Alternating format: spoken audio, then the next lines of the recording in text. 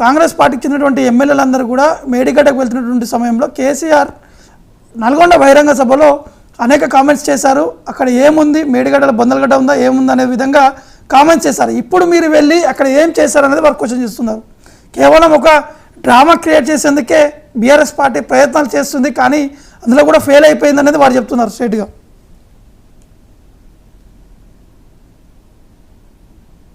Unmute చేసి మాట్లాడారు.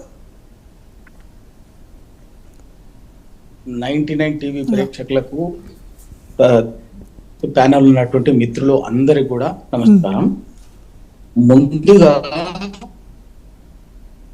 Kaleshwaram project సమగ్ర స్వరూపాన్ని పట్టించుకోకుండా, ఆ సమగ్ర స్వరూపాన్ని అర్థం చేసుకోకుండా మాట్లాడమే కాంగ్రెస్ చేస్తున్నటువంటిది ఉద్దేశపూర్వకంగా దుష్పరిస్థితి అర్థమవుతున్నది. ఇవాళ కాదు, నేను ఆ కాళేశ్వరం ప్రాజెక్టు పునాదుల్లో కూడా, నేను పునాదుల సమయంలో కూడా 5-6 సార్లు అక్కడ కొంతమంది పోయి విజిట్ చేశారు.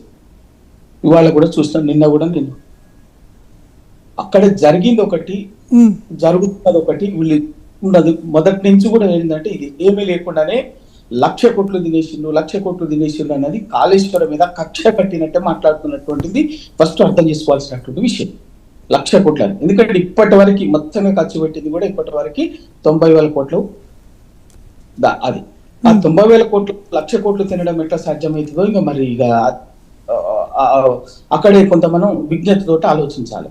ఇక్కడ ఇప్పుడు సోదరి సుజాత గారు ఇప్పుడు చెప్తూ ఏం చెప్పిందంటే, మొత్తము అదొక ఇంటికి కట్టుకుంటే ఒక పిల్లర్ కూలితే ఇల్లు మొత్తం ఎట్లా పడితే స్లాబ్ అని చెప్పేసి ఒక జనరల్ గా ఉండేటువంటి దాన్ని మాట్లాడింది.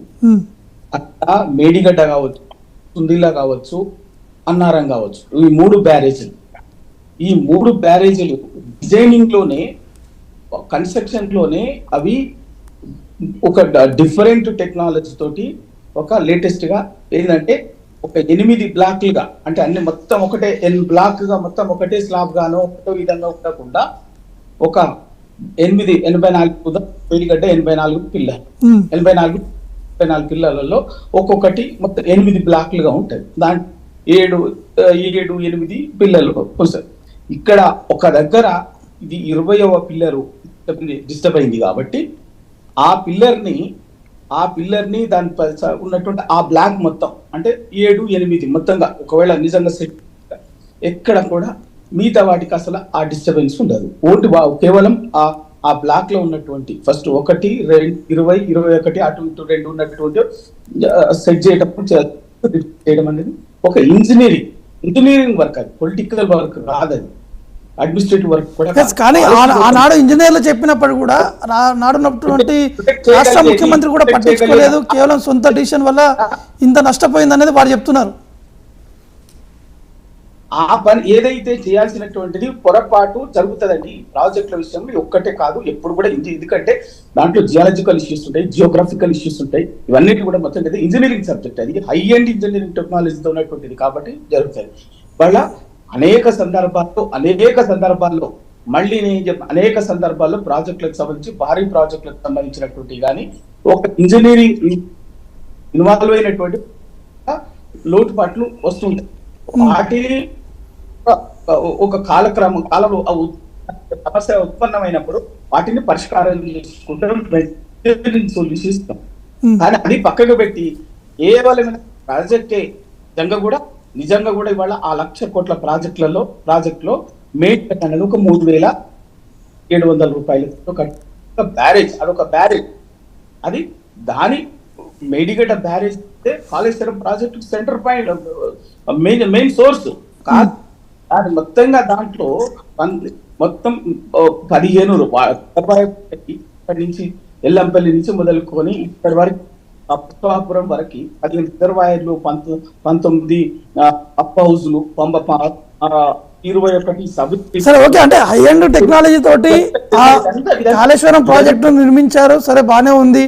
కానీ రీసెంట్ గా జరిగినటువంటి మేడిగడ్డ వాళ్ళని ఒక పిల్లరు దాని మొత్తం సముద్రం పాలైపోయినట్టు అది ప్రజలకు ఆ రోజు వచ్చినటువంటి తెలియజేయటం కోసమే ఇవాళ ఎస్ అంటే ఎస్ ఓకే ఓకే అంటే మీరు చెప్పేది కరెక్ట్ ఓకే ప్రజలకు తెలిసేందుకే ఈ యొక్క యాత్రను కూడా నిర్వహించాము కాళేశ్వరం ప్రాజెక్టు వెళ్ళామని చెప్తున్నారు ఓకే కానీ ఇన్ని రోజుల పాటు ఏం చేశారు అనేది బీఆర్ఎస్ పార్టీని కాంగ్రెస్ పార్టీని అయితే క్వశ్చన్ చేస్తున్నారు. నవీన్ గారు ఒకటి ఇందాక మీరు అడిగినట్టు ఆ రోజు కేసీఆర్ గారు ఎందుకు అన్నది ఎందుకు వీళ్ళకి అసెంబ్లీకి రాకుండా ఆ నల్గొండకు అని చెప్పేసి అన్నారు చెప్పాలి అది సమాధానం చెప్తాను.